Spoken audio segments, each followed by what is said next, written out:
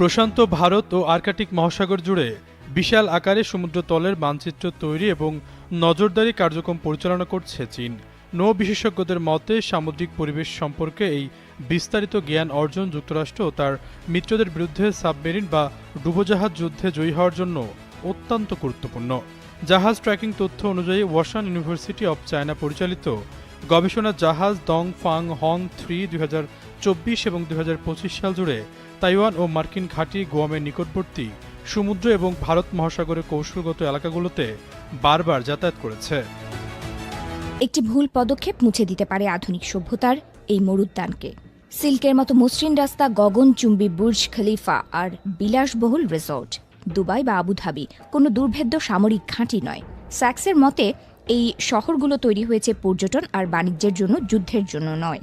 কিন্তু বর্তমান পরিস্থিতিতে ইরান ও ইসরায়েলের মধ্যকার ছায়া যুদ্ধ যখন প্রকাশ্য রূপ নিচ্ছে, তখন আমিরাতের অবস্থান তাদের অস্তিত্বের সংকটে ফেলে দিয়েছে।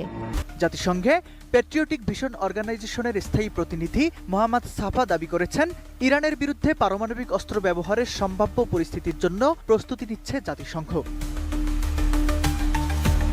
জাতিসংঘে প্যাট্রিয়টিক ভিশন অর্গানাইজেশনের পিভিএ স্থায়ী প্রতিনিধি মোহাম্মদ সাফা প্রায় 12 বছরের কূটনৈতিক দায়িত্ব স্থগিত করেছেন। সামাজিক মাধ্যম এক্সে প্রকাশ্য পদত্যাগ নোটিশে তিনি দাবি করেন, জাতিসংঘ ইরানের বিরুদ্ধে পারমাণবিক অস্ত্র ব্যবহারের সম্ভাব্য পরিস্থিতির জন্য প্রস্তুতি নিচ্ছে। সাফা লিখেন, আমি মনে করি না মানুষ পরিস্থিতির গুরুত্ব বুঝতে পারছে, কারণ জাতিসংঘ ইরানের সম্ভাব্য পারমাণবিক অস্ত্র ব্যবহারের জন্য প্রস্তুতি নিচ্ছে। তিনি আরও লিখেন, আমি এই তথ্য ফাঁস করতে আমার কূটনৈতিক ক্যারিয়ার বিসর্জন দিয়েছি। নিউক্লিয়ার উইন্টার ঘটার আগেই তা ঠেকাতে আমি আমার দায়িত্ব স্থগিত করেছি, যাতে এই মানবতা বিরোধী অপরাধের অংশ বা সাক্ষী না হতে হয়। হরমুজে আগুন ছড়ানোর পর এবার ওমান উপসাগরের দখল নিয়েছে ইরান। ওমান উপসাগরে মার্কিন জাহাজে আঘাতের পর ভেসে এলো ইরানের এই বজ্র ঘোষণা। বিশ্বের প্রায় 20% তেলের প্রবাহ যেই সংকীর্ণ পথে নির্ভরশীল, সেই কৌশলগত রুট ঘিরে বাড়ছে সামরিক উত্তেজনা।